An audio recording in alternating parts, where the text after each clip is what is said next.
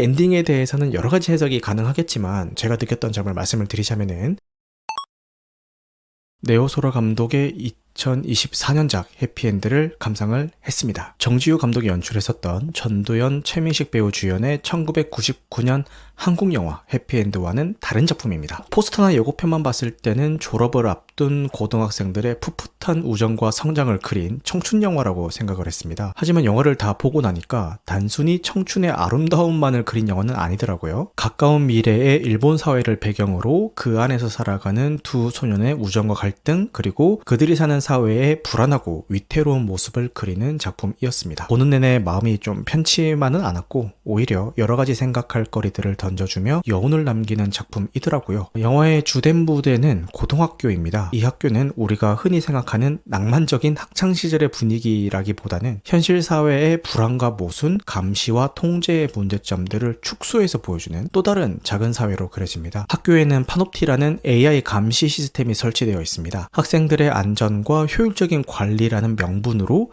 학생들의 일거수일투족을 촘촘하게 감시하고 데이터를 수집하는 용도죠. 학교 방침에 어긋나는 행동이나 발언을 할 경우 즉시 감지되어서 벌점이 부과가 됩니다. 이 시스템을 도입한 학교의 교장은 현실 사회 속 권력자의 모습으로 그려지죠. 이 모든 것은 다 너희들의 안전과 미래를 위한 것이라는 그럴듯하지만 기만적인 말로 학생들의 자유를 억압합니다. 이에 저항하는 3학년 학생들에게는 너희들의 요구대로 감시 시스템이 폐지가 되더라도 내년이 되어야지 폐지가 될 텐데 너희는 이미 졸업하고 없지 않냐, 너희랑은 상관도 없는 일에 왜 이러냐 라는 논리를 펼치면서 3학년과 1, 2학년을 교묘하게 갈라놓고 연대하려는 움직임을 방해하기도 하죠. 이러한 교정의 모습은 지진에 대한 공포를 이용해서 사회를 통제하려는 영화 속 총리의 모습과 겹쳐 보입니다. 학교라는 작은 사회와 일본 사회가 동일한 구조적인 문제를 안고 있다는 것을 보여주는 것 같았습니다. 이 답답하고 불안한 사회 한가운데 너무나 다른 배경과 성격을 가진 두 친구 유타와 코우가 있습니다. 이 밖에도 미국계 흑인 소년 톰, 대만계 소녀 밍, 그리고 집안은 가난하지만 유쾌하고 패션에 관심이 많은 아타 같은 친구들이 있죠. 영화는 이렇게 다양한 배경을 가진 아이들의 우정이 사회적인 압력과 개인적인 신념 속에서 시험받고 흔들리며 변화하는 과정을 따라가면서 보여줍니다. 유타는 겉으로 보기에는 세상 걱정 없어 보이는 음악과 친구들과의 현재에만 몰두하는 소년입니다. 유복한 가정에서 자란 토종 일본인이고 미래에 대한 거창한 계획이나 고민보다는 지금 당장 친구들과 함께 DJ 부스에서 음악을 듣고 옥상에서 농담을 주고받으며 웃고 떠드는 이 순간이 영원히 계속되기를 바라는 인물입니다. 하지만 그 밝고 태평해 보이는 모습의 이면에는 변해가는 친구들을 보면서 느끼는 외로움과 불안감 같은 것들이 자리하고 있는 것 같죠. 코우는 유타와 가장 친한 친구지만 유타와는 많이 다른 삶을 살고 있습니다. 일본에서 4대째 살고 있는 제일 한국인이죠. 일본 사회 내에서는 소수자에 속하는 코우의 일상에는 차별과 편견이 그림자처럼 따라다닙니다. 길거리에서 경찰에게 검문을 당하거나 학교 내에 자위대 특강 참여에 제한을 받는 등 구체적인 차별 사례들이 묘사가 되죠. 코우는 장학금을 받고 좋은 대학에 진학하기 위해서 이런 부조리한 현실에 어느 정도 순응하고 침묵하려는 모습을 보입니다. 하지만 같은 반 친구 후미와의 만남과 여러 사건들을 겪으면서 코우는 점차 사회 문제에 눈을 뜨고 변화를 위해 목소리를 내는 행동주의적인 모습을 보이기 시작하는 반면 유타는 그런 코우의 급진적인 변화가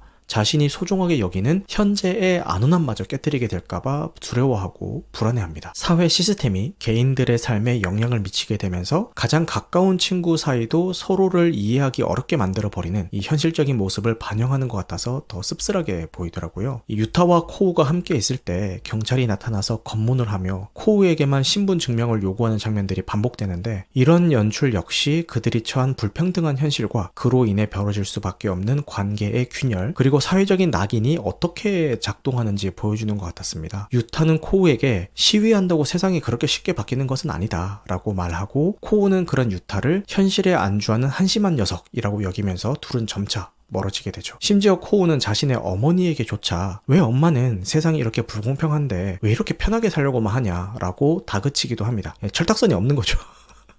그러니까 나는 너희들이 침묵하고 있는 부조리함에 이렇게 저항하고 있어라는 그런 우월감이나 선민의식이 좀 보이는 것 같기도 하고요. 이 코우의 저항의식이 때로는 주변 사람들에게 상처를 주거나 관계를 파괴할 수도 있음을 보여주는 장면이죠. 이렇듯 영화는 일방적으로 누구의 편을 들지는 않습니다. 사회 변화를 열정적으로 외치던 코우는 정작 자신의 대학 장학금이 걸린 문제 앞에서는 침묵하는 현실적인 타협을 선택하고, 반면에 시위에 대해서 냉소적이었던 유타는 부당하게 뺏긴 음악 동아리의 장비를 되찾기 위해서 적극적으로 행동하고, 마지막에는 모두가 지켜보는 학교 강당의 연단에 올라서 마이크를 잡고 특정 사건에 대한 책임을 자신이 모두 지겠다라고 용감하게 선언하죠. 거창한 구호나 이념보다 때로는 친구를 지키려는 작은 행동, 혹은 자신의 잘못을 인정하고 책임을 지려는 태도가 더 진실된 용기일 수 있음을 유타를 통해서 보여주는 것 같았습니다. 동시에 영화는 이 균열과 갈등 속에서도 여전히 빛나는 우정의 순간들을 놓치지 않고 보여줍니다. 감시 시스템의 철폐를 외치는 서툴지만 진심 어린 아이들의 모습, 힘든 일이 있을 때 서로의 어깨에 기대거나 꼭 껴안으면서 말없이 건네던 위로의 순간들, 그리고 앞서 말한 유타의 용기 있는 마지막 외침까지, 영화는 그렇게 해서 세상이 뭐가 바뀌는데? 라는 냉소적인 질문 앞에서 결과가 어떻든 간에 함께 저항하고 연대하는 그 과정 자체가 얼마나 소중하고 의미 있는지를 강조하려는 것 같았습니다. 어쩌면 이것이 바로 우리가 절망 속에서도 여전히 희망을 이야기하고 서로에게 손을 내밀어야 되는 이유라고 이야기하는 것 같았습니다. 제가 이 영화를 보면서 정말 감탄했던 연출 방식은 유타와 코 두 주인공을 화면에 담아내는 방식입니다. 영화를 유심히 보시면 아시겠지만 감독은 의도적으로 창틀이나 문틀,